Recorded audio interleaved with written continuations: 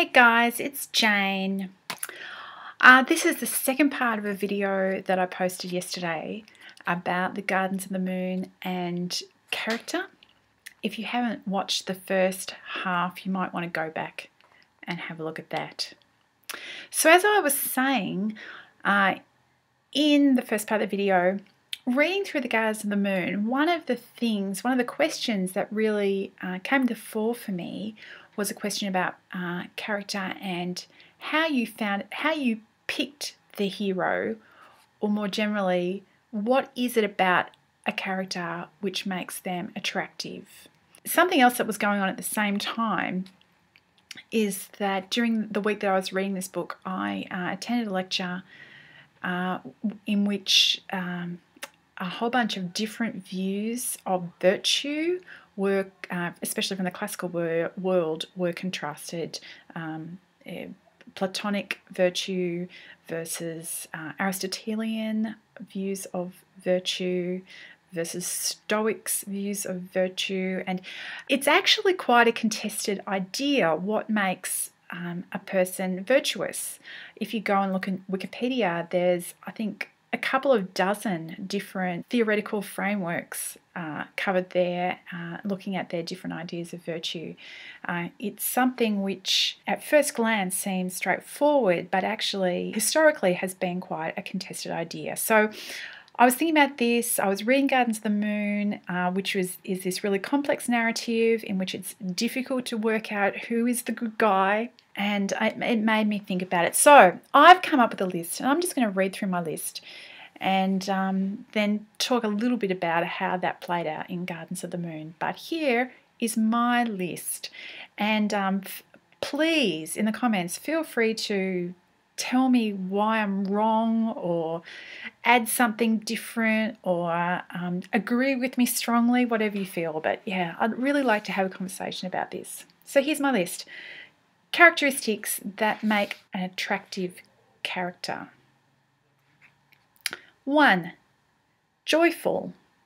2. Loyal to personal connections. 3. Not standing on one's own dignity. 4. Not defensive, in the sense of when you are attacked, do you automatically move to defend yourself, or is your first action to weigh up whether or not the person making a claim against you is actually correct? Connected to that is being aware of one's own failings and being genuinely sorry when you make a mistake. What am I up to? Oh, I'm going to give up with the numbering. Next, brave. And for me, being brave isn't necessarily always wanting to be the first into a battle, but rather not holding one's life too dearly. And lastly, I've said something which makes an attractive character is being open to possibility, by which I mean choosing to believe the best that the facts will allow about a certain situation, rather than being suspicious and immediately thinking the worst. So that was my list that I came up with of qualities that make an attractive character. Now here is what makes an unattractive character according to my list. Grim, self-centered, power-seeking, using other people for one's own ends without regard for their own agency, fearful, and self-aggrandizing. Now, the reality is that in life and in lots of interesting fiction, characters are mixes of good and bad qualities, and having one negative quality isn't enough to mark you out as a villain, and having just one positive quality isn't enough to mark you out as a hero either, at least not in my understanding. I just wanted to talk a little bit about my favourite character out of the Gardens of the Moon and how she sort of relates to these lists. Tattersail was my favourite character, and that became clear to me during a particular interchange that she had with a foot soldier after the battle at Pale, in which she is sending a verbal message via the foot soldier to Whiskey Jack.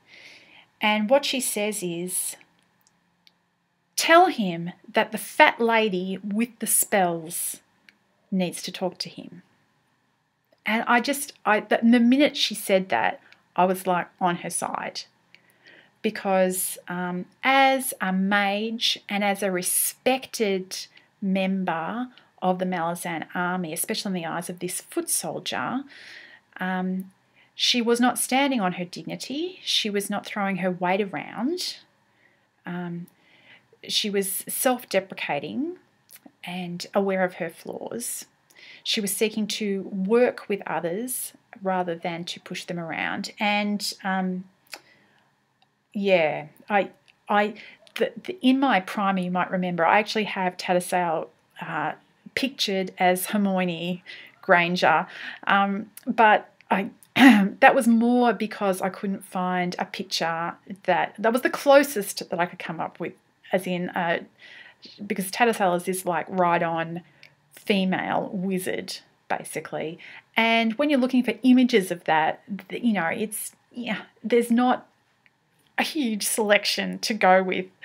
It was pretty much Hermione or nothing. But Tattersail in the books, in this first book, at least for the first half, because something fairly drastic happens to her, which I'm not going to talk about because, spoilers. She is an older, fat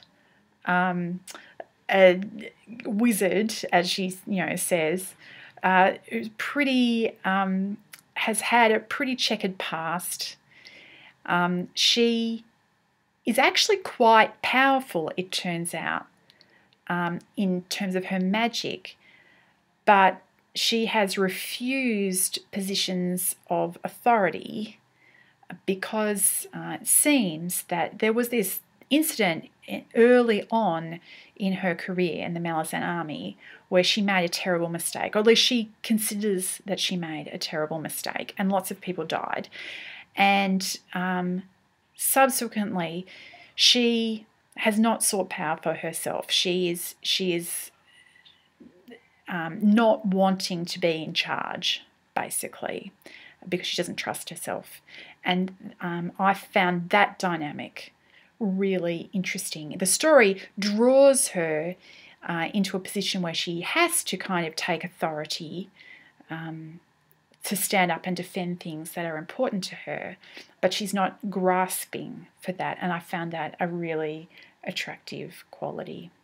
Anyway, that is my answers, and as I said, I'd really like to have some sort of conversation about this, so I'd really value people interacting with my ideas below. I'm actually going to make a third part of this video, because after finishing Gardens of the Moon and after writing down my thoughts about this, I then read Octavia Butler's Kindred, which is another really interesting book, completely different from the Gardens of the Moon, but it also had a lot to say about what makes what virtue consists of, what being a good person, and in that case, in really trying circumstances, what that consists of.